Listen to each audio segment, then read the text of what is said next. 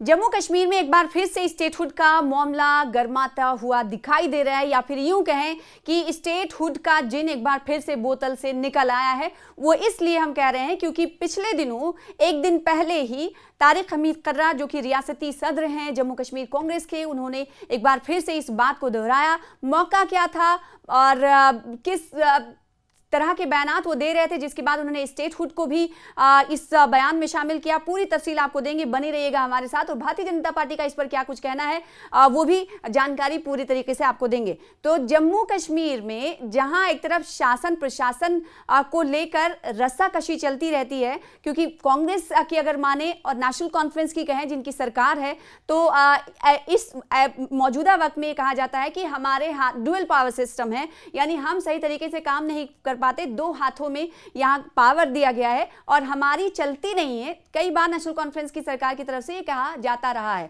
वहीं कांग्रेस भी इस बीच इल्जाम लगाती रही है कि भारतीय जनता पार्टी और साथ ही साथ एलजी इंतजामिया यहां पर नौकरशाहों से सरकार चलवा रही है, और ऐसे में एलजी इंतजामिया और नेशनल कॉन्फ्रेंस सरकार के दरमियान भी रस्साकशी चलती रहती है। इस बीच एक ऐसा मौजू जिसे कांग्रेस जिंदा रखना चाहती है वो है स्टेटहुड का मुद्दा। और स्टेटहुड के मुद्दे पे ना सिर्फ कांग्रेस ने जम्मू कश्मीर, श्रीनगर और जम्मू के अलग अलग अजला और श्रीनगर के अलग अलग अजला में हमने देखा कि पिछले साल भूख हड़ताल और चेन भूख हड़ताल और हमारी रियासत हमारा हक जैसे हमने देखा कि कैंपेन चलाए गए। ना सिर्फ जम्मू कश्मीर तक इस कैंपेन को महदूद रखा गया, बल्कि दिल्ली तक, दिल्ली के आज़ाद मैदान तक, दिल्ली के जंतर मंतर तक इस मुद्दे को लेकर कांग्रेस पहुंची थी, जिसमें हमने देखा था कि मेंबर ऑफ पार्लियामेंट कई बड़े बड़े कांग्रेस के और दूसरी पार्टियों के उस वक्त उस आंदोलन में शामिल होते हुए दिखाई दिए थे।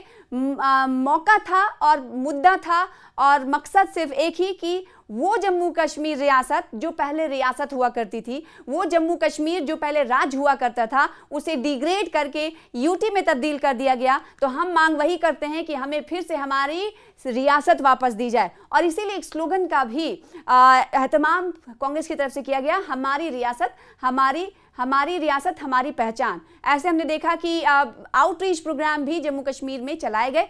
तो ये बात हो रही है, दिल्ली से आवाज़ लगाई गई पुरजोर तरीके से कि हमें एक दिया जाए स्टेटहुड का दर्जा वापस। ये बार बार हमने इसके तनाजुर में बात हमने इसलिए की कि कांग्रेस सिर्फ अभी नहीं, बल्कि जब से रियासत का दर्जा हटाया गया है तब से कांग्रेस इसको वापस देने की मांग करती रही है। ताज़ा अभी 2 दिन कबल तारिक हमीद कर्रा, जो कि कांग्रेस के रियासती सदर हैं, उनकी तरफ से इस मांग को दोहराया गया है, जिस पर भारतीय जनता पार्टी ने एक बार फिर से पलटवार कर दिया है। डॉक्टर हरिदत्त शिशु इनका नाम है, स्टेट स्पोक्स पर्सन है। इन्होंने सीधे तौर पर कहा है कि काम करना चाहिए सरकार को, और कांग्रेस को जो अपना पार्टी का काम है वो करना चाहिए, क्योंकि पहले ही गृह मंत्री अमित शाह और प्रधानमंत्री मोदी की तरफ से कह दिया गया है कि स्टेटहुड का दर्जा सही समय आने पर दिया जाएगा, तो इसके आगे बात ही खत्म हो जाती है। तो ये लड़ाई अभी नई नहीं है, लड़ाई पुरानी मान सकते हैं आप,